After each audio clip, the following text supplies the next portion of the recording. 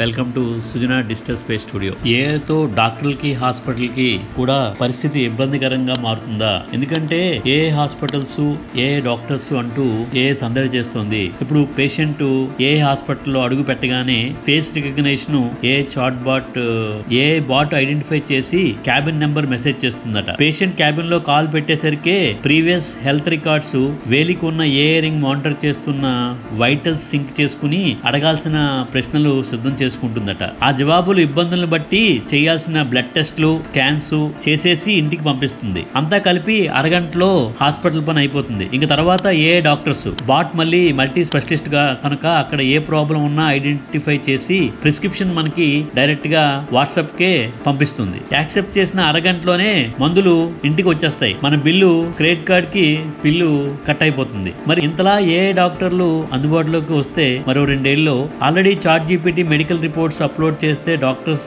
కంటే బాగా problem identify చేస్తోంది అంటున్నారు. హాస్పిటల్ బిల్లులు అందుబాటులోకి రానున్నాయి. మరి ఇంకా డాక్టర్స్ హాస్పిటల్ పరిస్థితి ఏంటి? వేచి చూద్దాం. ఏ రాకతో డాక్టర్లు హాస్పిటల్ పరిస్థితి ఏంటో. Please like, share, subscribe the Sujana digital space studio.